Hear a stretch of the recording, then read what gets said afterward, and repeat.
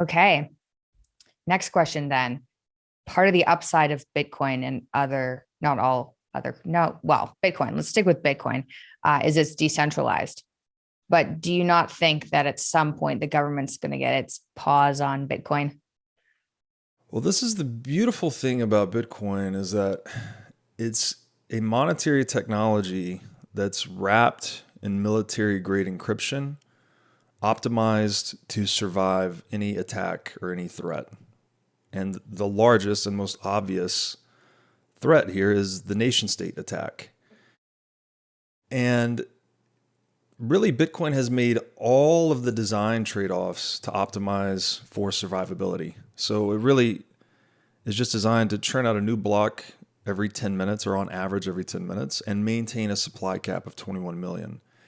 It has foregone all of the other bells and whistles that you'll see other crypto projects experimenting with. Ethereum has a lot of these extra features. But Bitcoin is shunning all of this extra feature set to make sure that it is optimized for survivability. Because if Bitcoin succeeds meaningfully in the way that many Bitcoiners think that it will, it is a threat to the monopolization of money, which has been the greatest source of wealth for governments historically. Right? I mean, imagine if you're running a business and you owned a money printing machine. Every time you ran into any problem at all, every time you made a bad decision or there was some unforeseen circumstance, you could just press print and, paper over the loss or paper over the bad decision. Like It's almost intuitive how much you would abuse that machine. And that is exactly what governments have been doing really throughout all of history, but especially in the past 50 years, that we've systemized the global financial system and removed it from gold. So that another way to think of gold is that it held governments accountable. So if a government was irresponsible with their monetary policy historically, which is to say they printed way more money than they had in gold reserves, gold would leave their country. So they would actually hurt themselves economically by being irresponsible. But by breaking the peg to gold, they're able to completely run amok. There's no accountability whatsoever. No one can call their bluff. How did that happen? Like, who agreed that it wouldn't be linked to gold anymore? So following World War II, the U.S. won World War II. We held the Bretton Woods Conference, and we dictated to the world that the dollar would be pegged to gold and that all international currencies would be pegged to the dollar. So we had this pseudo global gold standard. But this gave the United States the advantageous position of being able to print as many dollars as they want. And we could basically send these printed dollars to other countries. They would send us goods and services. This is been infamously called the exorbitant privilege to be the global reserve currency, because you can just basically confiscate goods and services from other producers so long as they don't redeem your dollars for gold. But the United States we had the gold window open for countries to redeem. And so countries started calling our bluff over time. They would actually submit dollars and demand receipt in gold, payment in gold. And in 1971, when Germany demanded payment in gold because they saw that the United States was printing too many dollars, President Nixon at the time, did the infamous Nixon shock, where he took us off the gold standard. It was said to be a temporary measure. And of course, like every government temporary measure, it was permanent. And things have gotten really bad since from an economic standpoint. Wow. I had no idea about that. Thank you. I took American history and they didn't teach me that. It's funny, yeah. Funny how they rewrite the history books to leave out the important stuff. Okay. So then what about the volatility that we're seeing in Bitcoin right now? Like, is it safer if you're trying to maintain your wealth? Is it safer to put your money in something like gold that seems to just stay stable? We don't know what the future is going to bring. Like, what about all these older people that are putting money into Bitcoin and it's going up and down a bit? Do you still think that's the safest route? Because the volatility can be scary. Yeah, so volatility, I guess the first thing to understand is volatility and market capitalization, which is the size of the asset, are inversely proportionate. So the smaller an asset is, the more volatile it will be by necessity. You could look at something like Amazon in the late 90s. You know, it was up and down. I think it was down 90% in 2001, and then it's grown 40,000% since. So as an asset becomes larger, it becomes more stable. We've seen this pattern play out with Bitcoin as well. As its market cap has increased, its volatility has declined. Bitcoin is around $1 trillion asset today. Gold, again, is around 10 trillion.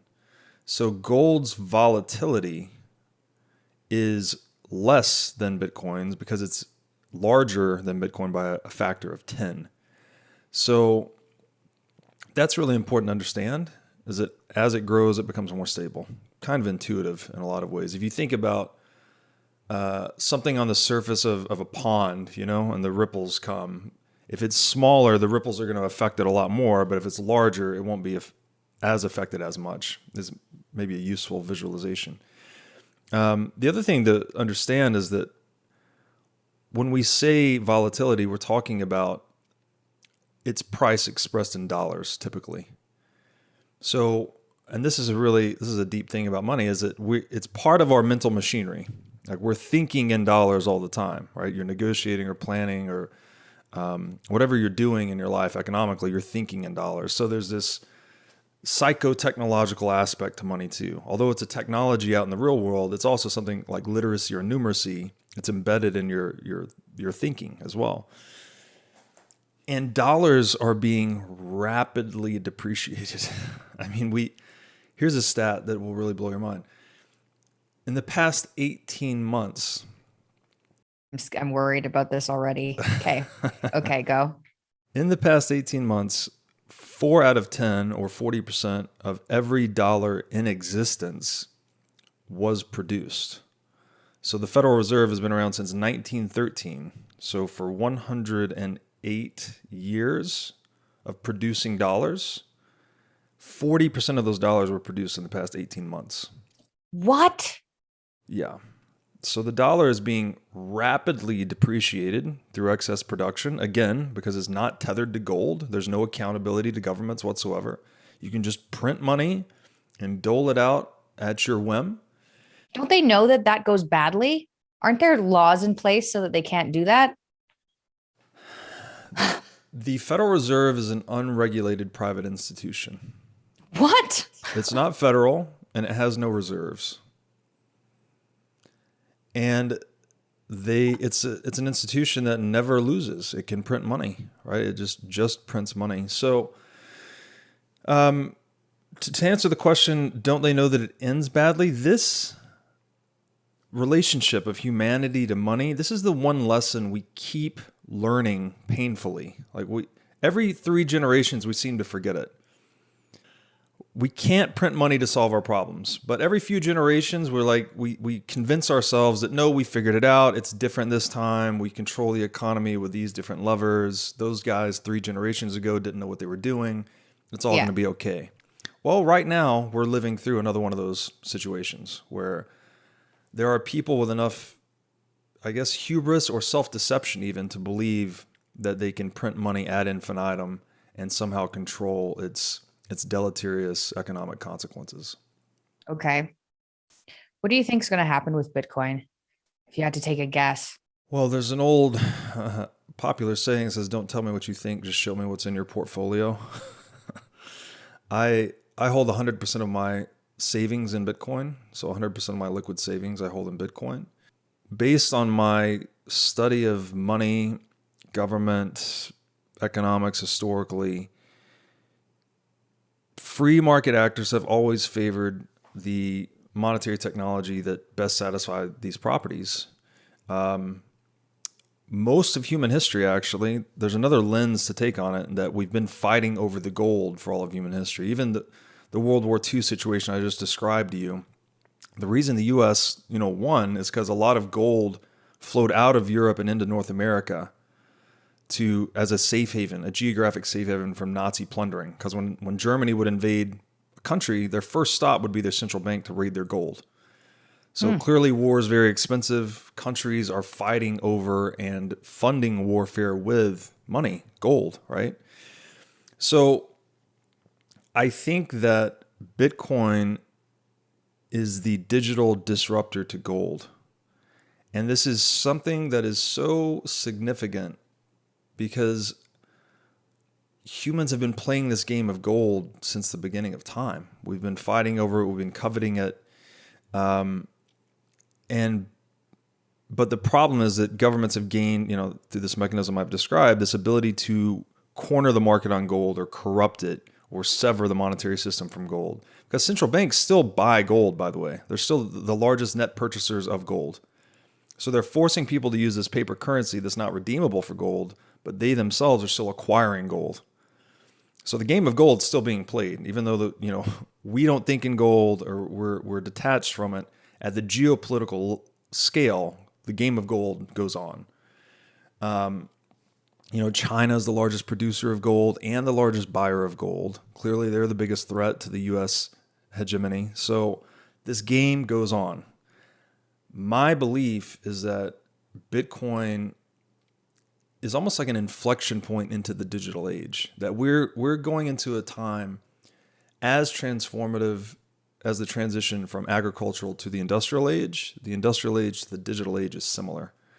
And I think that Bitcoin is going to disrupt gold and every other monetary network built on top of it, which includes dollars, euros, yen, everything worldwide. And I think this becomes the ultimate honest money, hard money store of value in the world.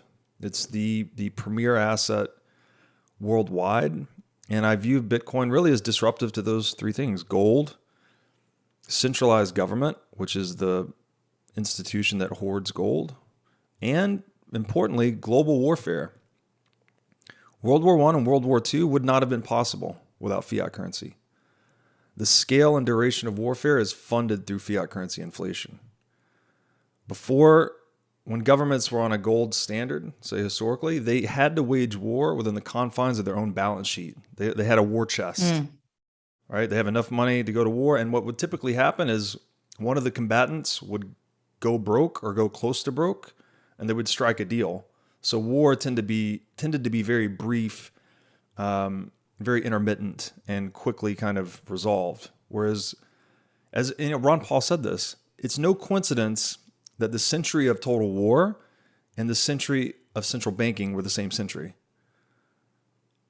Inflation, fiat currency inflation, has increased the scale and duration of warfare that led to all of the atrocities in the 20th century. It's been the stealth funding mechanism for every dictator, every internment camp, and every world war in history. So I think Bitcoin is a peaceful protest, frankly, against this economic tyranny that we've come to see in government. Okay, that definitely went in a direction that I wasn't expecting. I don't think I've heard any of that before. That's very interesting. Okay. Need to look at my notes. What other questions do I have here? So the only way Bitcoin is going to work is if people can use it easily, right? To buy things with it easily. So is it still going to be the mode of currency people use to buy things, or is that going to be on something like Ethereum? Because I've been tinkering around with both, and I know that Ethereum seems easier to buy things with, but that could just be because I'm doing things wrong. I have no idea. So again, looking historically, gold followed this path of monetization, in that it was just a collectible at first. People just liked gold because it was shiny, right? You would wear it, you'd ornament yourself with it, etc. That created some demand for gold as a collectible, and then based on its scarcity, it then became a store of value. So people actually started storing wealth there long term, right? Intergenerationally even, whether in jewelry or bars or whatever. Eventually, once gold had stored enough economic value, people started to use it as a medium of exchange, right? There's an incentive. If you have something that has a ton of economic value stored in it, as that value grows, your incentive to spend it grows, right? Its purchasing power is increasing. you can go out and buy more things. So of course, there's a natural path for its incentives to turn it from a store of value into a medium of exchange. Finally, when people are using it widely enough as a medium of exchange, that's when it starts to enmesh itself in our mental architecture. So we actually start to denominate prices in gold, right? Again, we think in dollars today, but the only reason we think in dollars is because they used to be redeemable for gold. Mm-hmm. So there's almost like this bait and switch that the central bank pulled on us. That we all were thinking in dollars because it was a free market money. And then it's like, oh, not anymore. It's just this paper currency. But because people are detached from this process and the dollar itself didn't change, they're able to get away with it. So that's the path you would expect Bitcoin to follow. It doesn't actually need to succeed. It doesn't need to be used widely as a medium of exchange. Like it can go on being a store of value for a really long time. Again, if store of value, the main property you want in a store of value is scarcity. I want to hold my wealth in something that I know that no one else can print or produce. And then Bitcoin's perfected that, right? We know with absolute certainty, if you hold 1,000 Bitcoin, you've got 1,000 out of a possible 21 million forever. You can then take Bitcoin and you can borrow against it. I mean, you can swap it for dollars. You can swap it into a medium of exchange as needed. So it doesn't need the medium of exchange function to succeed. That said, I would argue to look into the Lightning Network and to look into other higher order protocol development. So there's layers being built on top of Bitcoin that make certain trade-offs to make it much more useful, much more transactable. So similar to how we abstracted gold into a paper currency to make it more transactable. There's a lot of cost and slowness and energy expenditure at the Bitcoin base layer to keep it secure. That's a trade-off that it's making. But it makes different trade-offs at higher layers to make it more transactable. So I think the path of Bitcoin's evolution is in layers. So we have Bitcoin base layer. You'll see it become it's already very transactable on the Lightning Network today.